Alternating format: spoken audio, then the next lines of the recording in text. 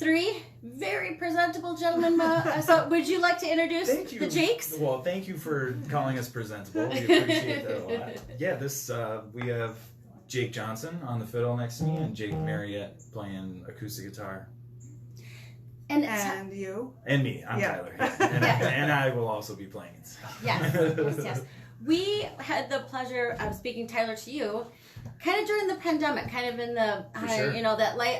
the last third of the pandemic or something like that. But it was. Just for folks who don't follow either of us passionately, talk a little bit about how you came back to music, because music just seemed to, you are one of the success stories of the pandemic because you made the most of your time. Yeah, I did. Yeah. Thank you for calling me a success story. I wouldn't have called it that, but no, I had a stretch for like 5 years where I wasn't playing music, wasn't writing songs, wasn't doing any of that. And then, started, when the pandemic hit, started writing, and then writing more songs and doing all that. And then we did Aim True was the 8 songs. Well, that was the first one that we released, coming back, or that I released, I should say. And kept going, kept writing, kept doing the thing, and now have a new EP coming very soon, and got to team up with these lovely fellers.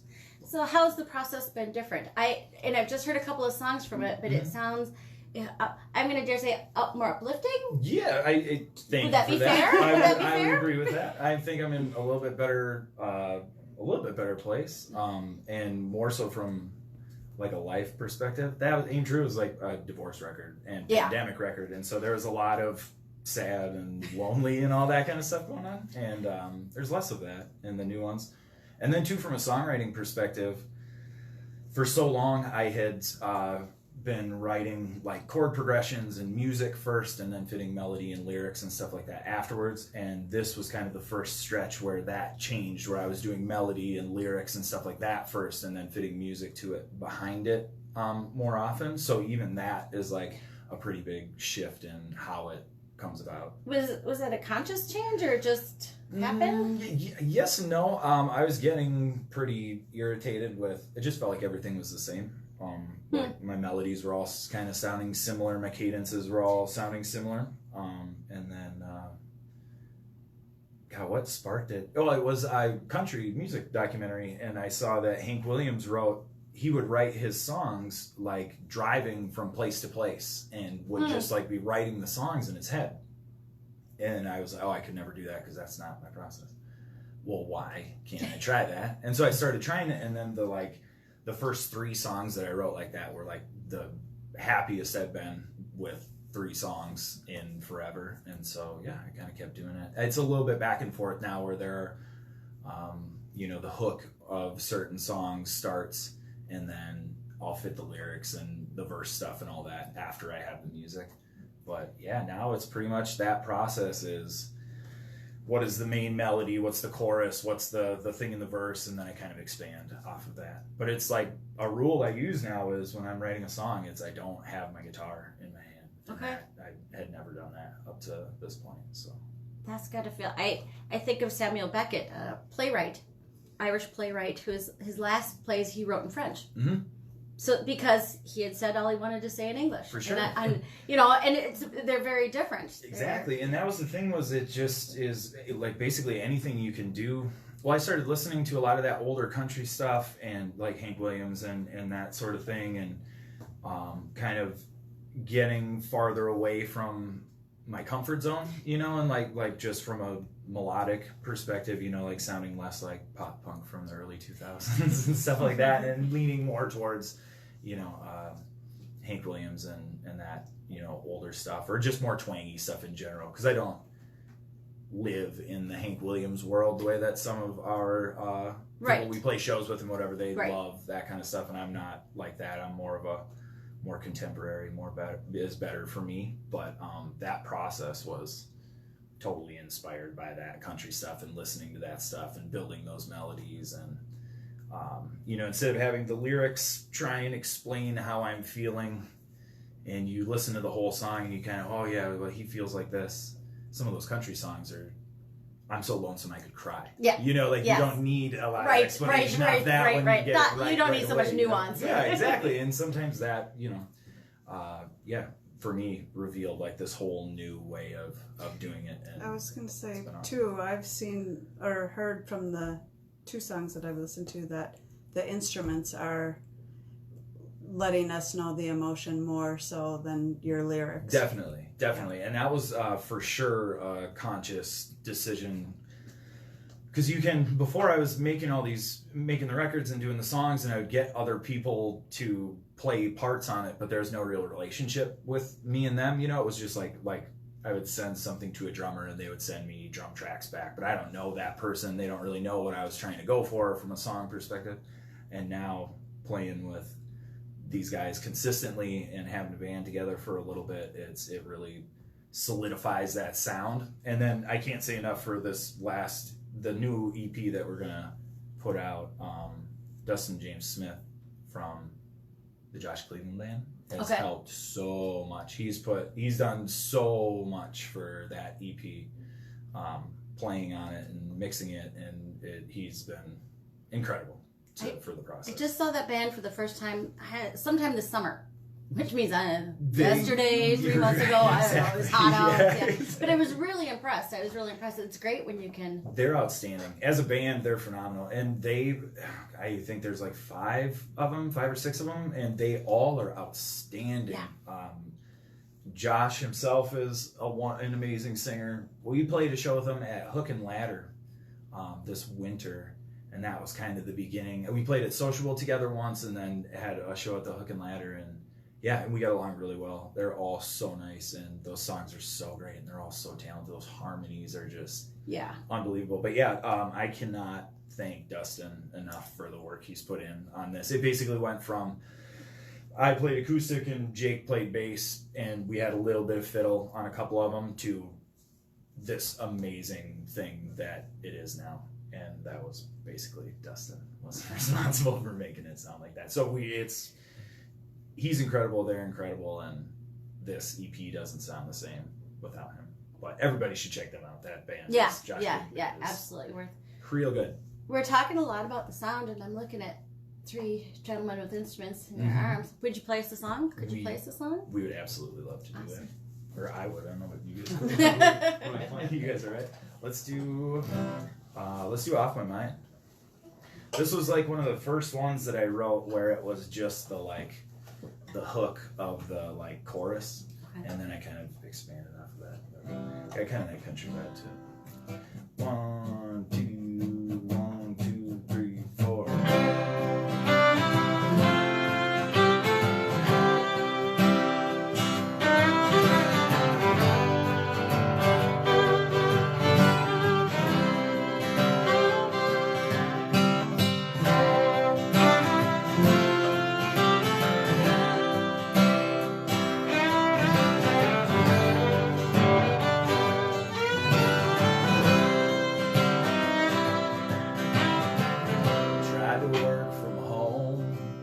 Tried working on my best.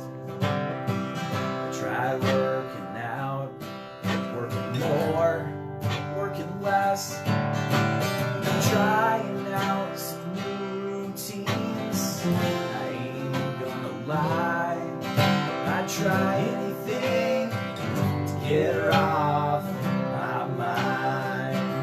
I could start sleeping next to strangers, saying things like heaven sent. I could fake, I bet I could even split the rent.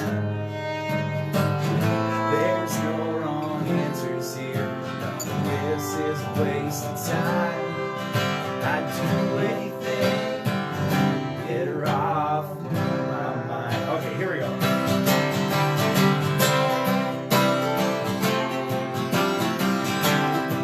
Might be a little nervous.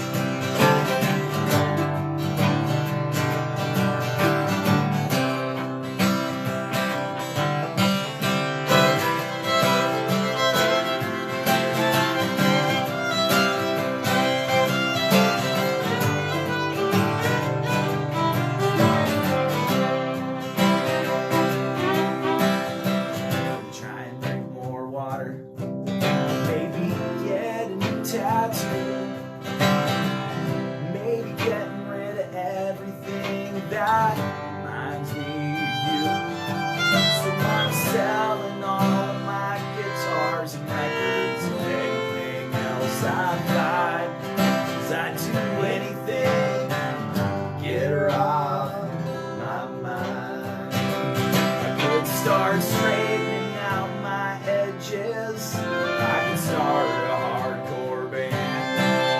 We can cover H2O. I can draw X's on my hands. I got a 5-year plan, one life, one chance. Gotta do it right. I'd do anything to get her off my mind.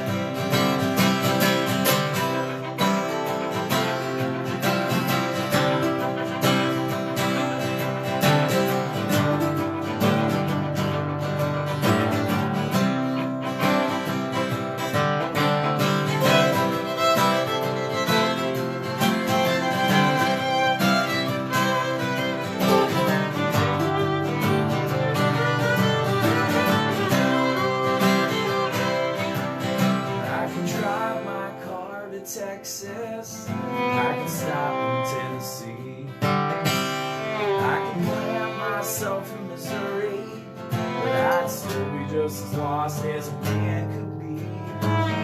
There's no wrong answers here. This is a waste of time. I'd do anything to get her off my mind. Yes, I would.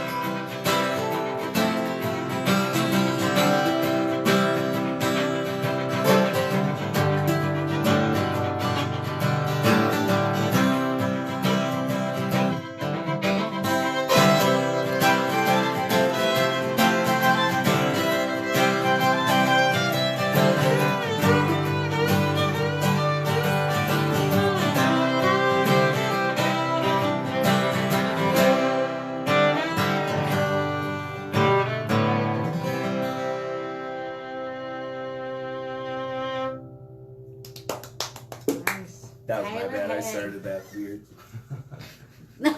Started that all fast. Oh, Oh, that's cool. I gotta say, she's never admitted to that. It Sorry, sounded yeah, great. thank you. I was gonna Sounded say, great. real life is always better than perfection. then. Yep. It's like the handmade sweater that Miss Stitch makes it all. No, it's perfect. It was great. It's great. Thank You you. guys sound so good Yeah. together. Thank you. Yeah. Appreciate that. It must be a treat now, post pandemic, to be able to play together, to record and play at the same time. And you guys are coming off a weekend of playing a lot. How's that been We going? are. It's been so fun. It's been incredible. Yeah, we're making records, and we got me and Jake Marriott have been friends for a really long time. But Jake Johnson and Bob, the bass player, and Brody, and all these other people that we've been playing with, we just met them for this stretch, and it's been so great building new relationships. Yeah. And How did you meet them? Just I was working at a record store and would close on Mondays, and for fun I would go to the 331, and every Monday at the 331 Matt Arthur and Matt Arthur, Rofam yeah. and I was Jake thinking and Rofam. all those guys were playing with Matt Arthur Okay. at that point. And so I went several weeks in a row and then decided I was going to try and steal the fiddle and bass player from Matt Arthur. That's I right. apologize, New Matt. friend. that's right. Now that you say that, I can see two of you at the White Squirrel. At the White Squirrel, yeah. And Because that's where I would see Matt Arthur. You know, Mhm, that's for sure. yeah. And I that was St. Paul Rofam, kid. Jake plays with Rofam all the time Yep, now they're great. too, and so yeah, that was how it started. And I asked Jake if he wanted to come over and play some fiddle on a track, and then probably a month later, we were all in a band and doing the thing. And yeah, this weekend has been incredible. We played at the 331 last night with James Eugene Russell and Phantom Fields, and it was amazing. Yeah. We had so much fun, and yeah, it's just been so great to find people who make music that sound the same and feels the same. James Eugene Russell is a Yeah. perfect example of that. We love those records and those songs, and to be able to play shows with those folks has been incredible. But here we're sitting in a radio station right now, dude. So it's been amazing. It's been super fun getting to do this kind of stuff. So Well, and I sort of think about you as the success story of the pandemic, because how much of this would not be happening had you not made the album? I shudder to think. Probably none of it, truthfully. I mean, we maybe would be playing, but I mean, if I wouldn't have made that first, if I wouldn't have done Aim True, I wouldn't have started playing and kept writing and doing any of that. So yeah, it's all this is gone because that gave me an opportunity to like reset and figure out what was important, and then move forward doing the important stuff.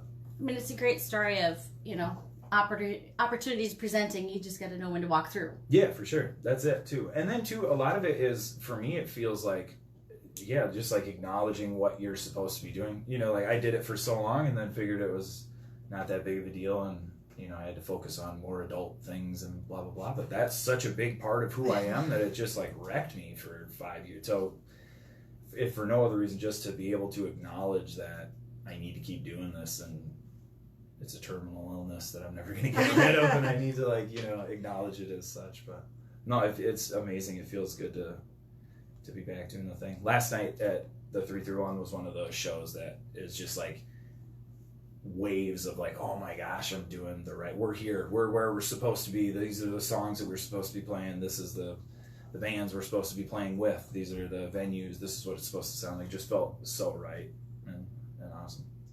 I love that music gives that to you. I wouldn't know. Yeah, for sure, right? It does, and it's one of those things that if you leave it alone, it, you know, it won't, and you'll be fine. I can still listen to music and enjoy it. You know, through that whole time, I was going through like a jazz phase, so I was still like discovering new stuff and, you know, learning about music and hearing new things. But yeah, to be involved in it like that, and it totally, it fills me up. It like, yeah, makes my chest feel tight. Yeah. But that's what I find interesting when you said more grown up things, where I'm like, well, music doesn't have an age or it doesn't. Whatever. But or in the idea that you can't focus on something like that as you get older or any of that. But at that point in my life, I had so much of that, where these rules that I had built for myself, where it's like, well, I shouldn't be doing this, or, you know, I was a dad. I was having my kids, and they're 7 and 5 now. But then I was trying to figure out how to be the best version of that. And well, maybe it's not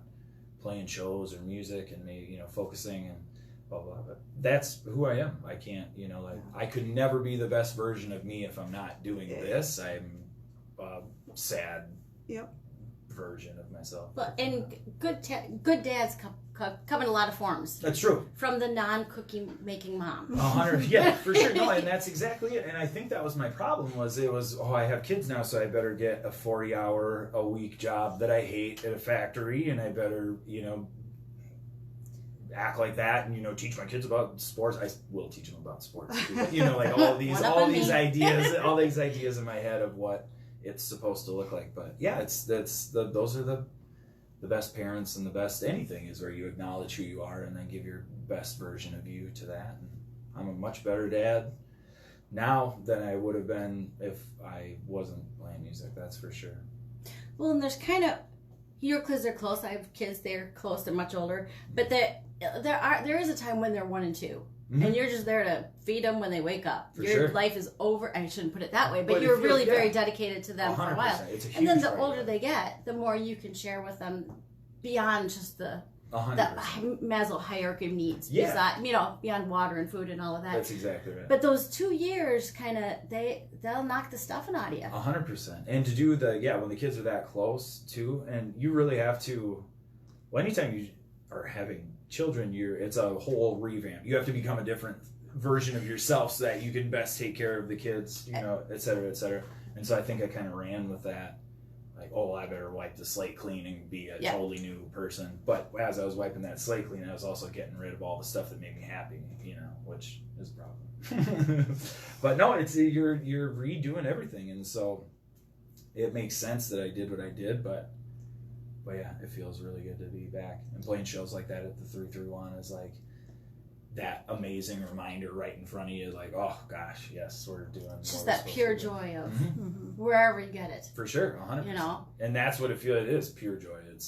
I don't do much for drugs anymore, but that's about as close as I get. Is that kind of stuff, is standing on stage and getting that. Yeah, it's amazing. Like, and especially last night was one of those that's like, holy smokes, that was great. Just incredible to be doing the thing. We say it's like, just anytime you can be doing the thing, it's like, oh yeah, this is where I want to be, this is what I'm supposed to be doing. I agree. I was going to say, I wanted to back up to where you were talking about sending the track of drums to somebody, and I noticed you said no drums on this. There is, yep, no drums on this one, and that was, a lot of these songs were written a long time ago, and we were just kind of getting the band together and didn't really have, so the plan was to release these songs with no drums, and then to have another release where there's drums and stuff on there. But now Jake finished doing his fiddle for this in December of this last year. So we've been doing a lot of other stuff and recording a lot of stuff and writing a lot of stuff, and so yeah, there aren't any drums on it. And that was the thing. I could have asked somebody to just slap some drums on here, not really knowing what it was, but I didn't want that. And especially when you start playing with a band like that, you hear those parts. You know, I would get those drums back and be like, well, this isn't what, you know, Brody played, so I'm not interested in that. Or, you know, or what Adam Peterson is. He plays drums in the right here. He's been playing with us a lot lately. Any of those, it's not going to sound like that, and the feel isn't going to be the same. Yeah, we just left it out. And then we were spoiled with Dustin coming in and just putting all of this amazing glitter and shine on it that I wouldn't have been able to take care of. So like all the mandolin and dobro and all the cool twangy sounds that aren't fiddle, basically, he came in and made amazing. So yeah. Let those shine a little bit more. Definitely, and it feels good to... When you're putting out songs, it always feels great to get like a drum track on a song, you know, because anytime I sit around in my room and I write these songs, and to hear drums on it is always exciting and cool. But when you have somebody who understands what the song is doing and has a drum part in mind for that, I'm spoiled now. I can't have anything that doesn't do that. You know, I need somebody to understand where it's coming from, what it's going to do, and how it feels. And so to just have somebody randomly put drums on there wouldn't have felt right for this one. So that's the relationships. Yeah, that's awesome. It is. And that's a perfect example of, you know, like a little zoom in picture of how close we are and how important those relationships are and how much the music benefits from that stuff, that the way that feels and the connection with each other and all that. So. Well, and we might ask you a little bit more about the scene here in Minneapolis, because I think it is super supportive. Mm-hmm. But maybe we hear a song before then. Yeah, for sure. What should we do? Let's do... And I'm going to remind folks who are listening to Tyler Haag. Thank you. On Mostly Minnesota Music on WMCN 91.7 FM in St. Paul. Let's do Only Have Myself to Blame.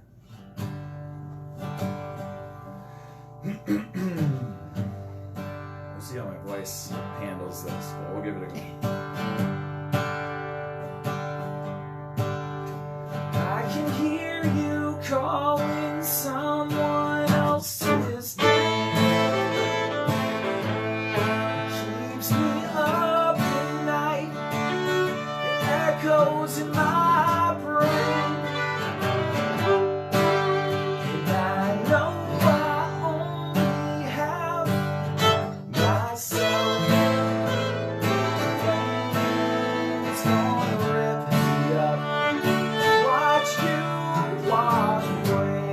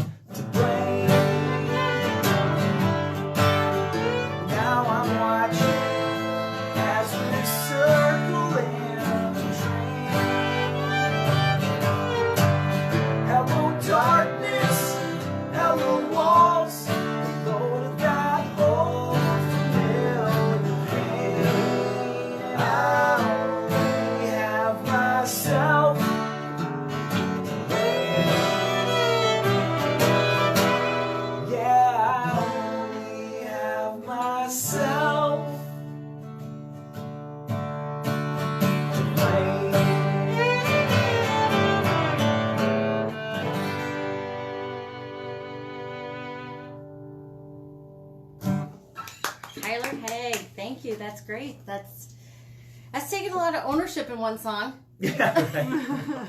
True, accurate as well. Well, that's good. That's good. And that of the songs that I've heard on the new EP, as I said, there is a lot more just ownership and empowerment. Yeah, for sure. In a lot of ways. There's acknowledging that's been a big part of my life over the last little bit. Just acknowledging who I am and what I am and what it looks like, and even musically too. You know, like I love twangy stuff, and I would love to be able to make music that sounds just like Michael Gay or Cole Diamond or Molly Brandt or pick some local folks. That's any awesome. of that stuff. But I spent too much time in the Triple Rock for me to be able to make that. You know, so I have to acknowledge that that's part of it, and then from a life perspective too, acknowledging that I do what I do and I've done what I've done, and you got to pick it up and be the best version of you and make it happen. But yeah, that's like a little. I love that you can tell that you deal with enough music and listen to enough music to be able to hear that underneath, because a lot of the like lyrically and musically too, if you're just looking for sad stuff, you'll just find the sad stuff. Yeah. But there is like that extra layer of I did this, I'm going to do this. It's hard, but I'm going to keep working on it. And maybe I'll screw up sometimes, but I'm not going to give up because that's not an option. Just got to keep doing what you do. Well, and I think that's a great way. I mean, that's a great message. Yeah, I'm so glad. So not very many people catch that, so I'm glad that you can. Also, recognize the older you get, the more you can recognize some of these things. You know, it's not my first radio. Yeah, right, exactly.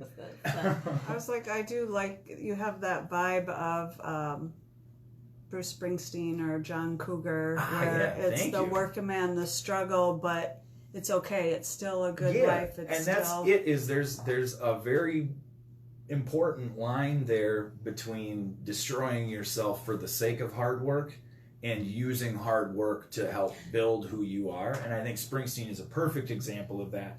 Those songs are depressing and sad sometimes and very factory and but underneath all of that, there's because this is what we do and this is what makes us who we are and this is what separates us from the rest of whatever. And I think that, especially in songwriting, is like some of my favorite stuff, and super important too if you can figure out a way to capture that and put it in the songs. Thank you for saying that though, because I love Springsteen, and so you have it, yeah. To say that that means I did something right. Mission accomplished. Yep. So, yep. Definitely feel that and hear it in the songs. Yeah, for sure.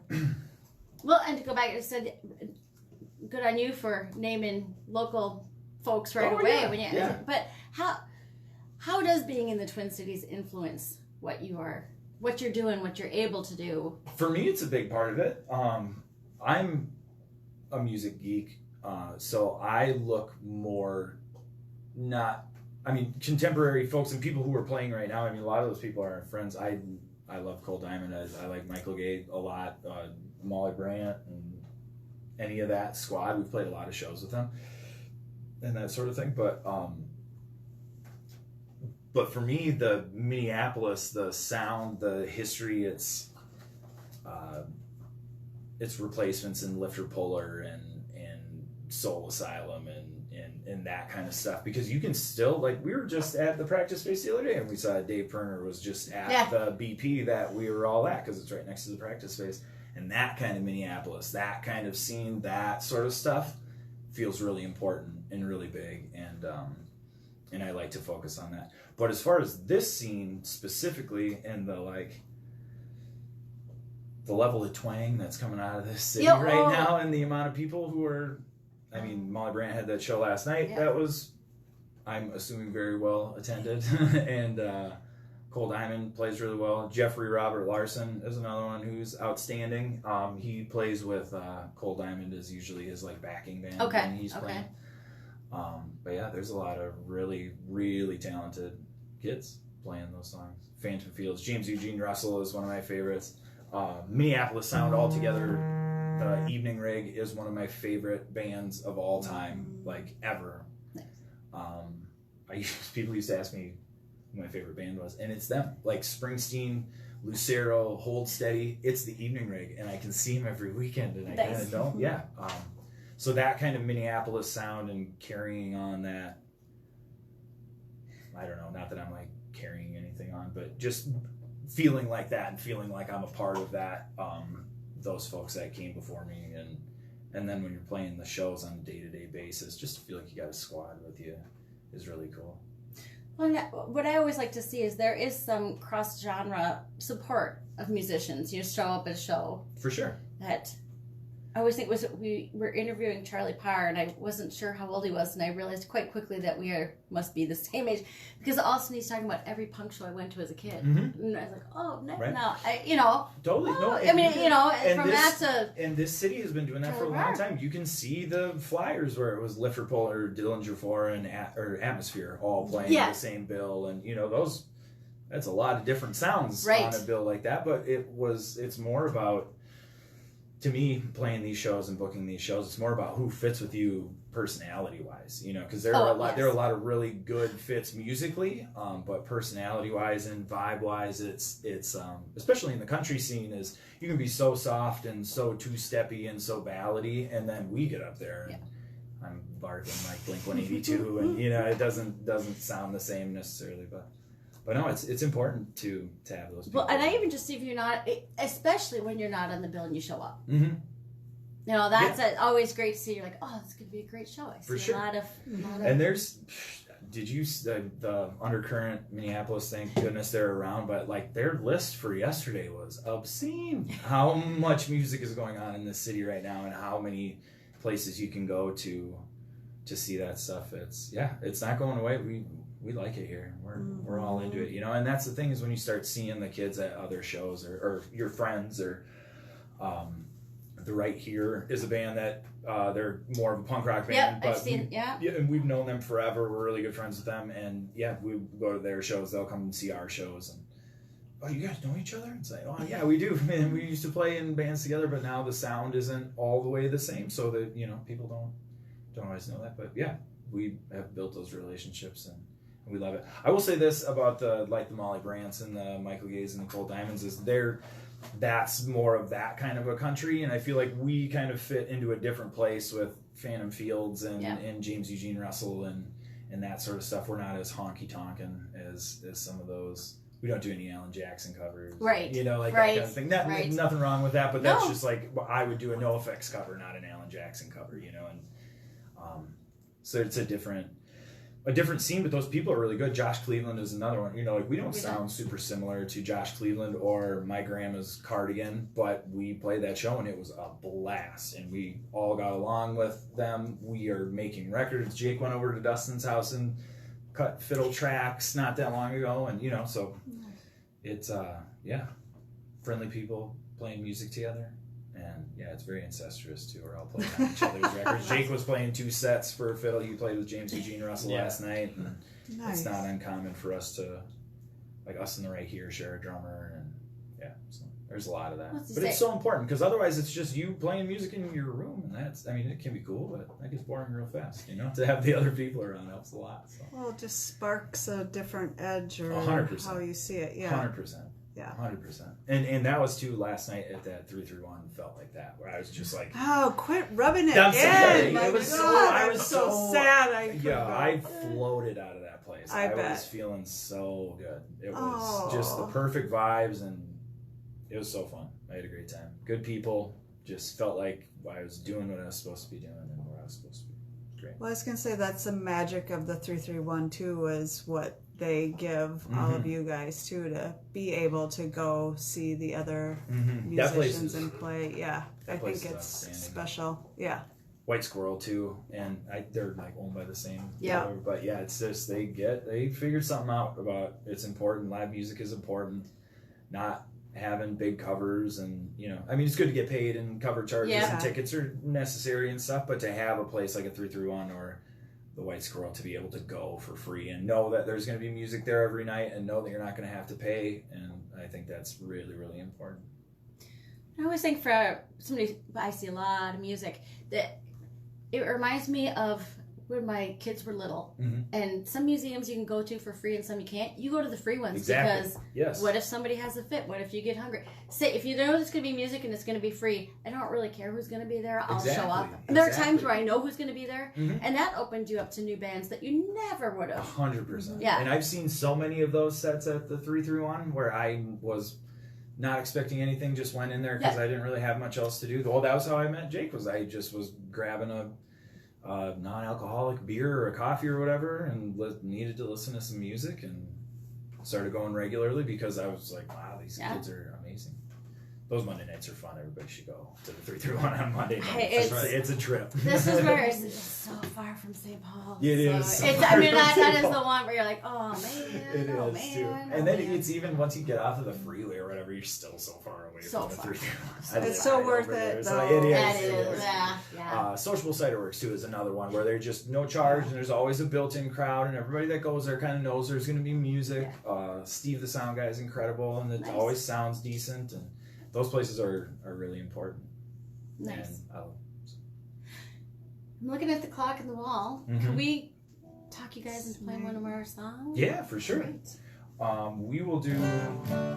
This one's called Rest, and this was our most recent single. We have a new one out like today, as well, called Low Fires. But this one is Rest.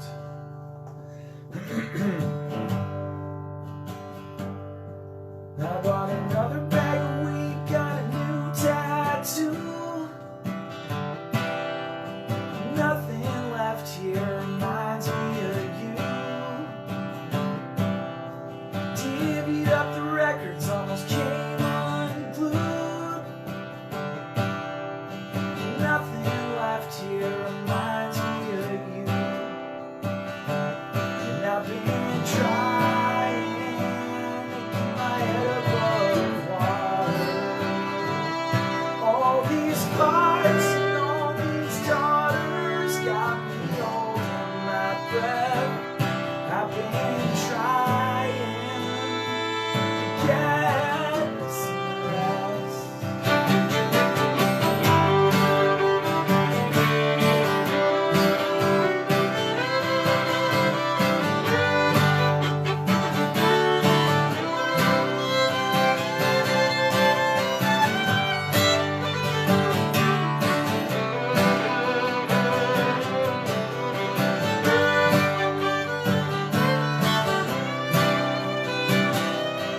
I've been trying to keep my head above water.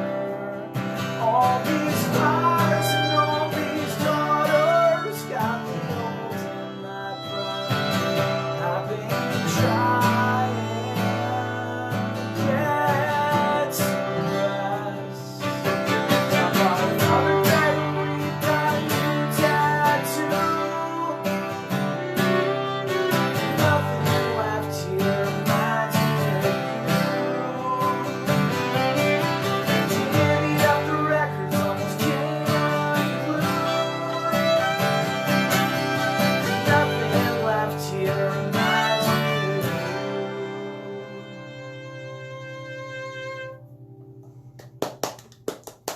Rest by Tyler Haag. I'll give you just a few minutes to tell us a little bit about any upcoming shows, about the upcoming EPs. Yeah, we got the upcoming EP is called Sport. It should be out in the next month. We have Low Fires comes out like today.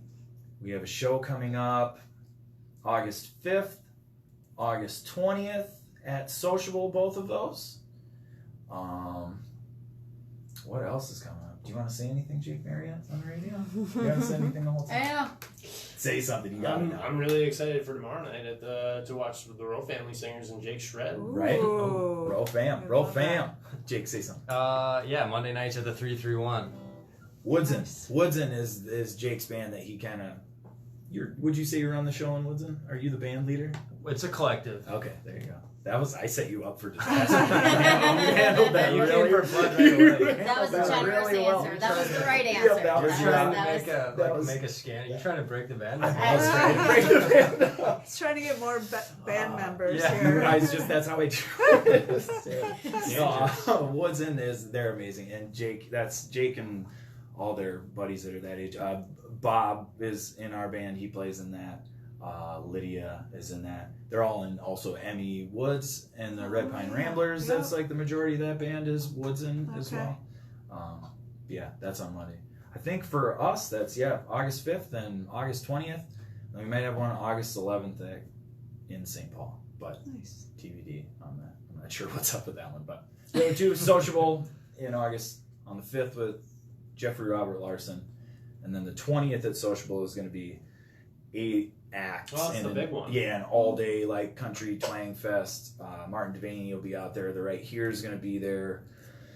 Oh, Nick so many Doyle's others. gonna be Nick there. Doyle's going to be there. Sammy nice. Jean Cohen's going to be there. Witch Hunter General is going to be there. That's going to be really cool. If you like this kind of twangy stuff, you will love all the music that's out there all day.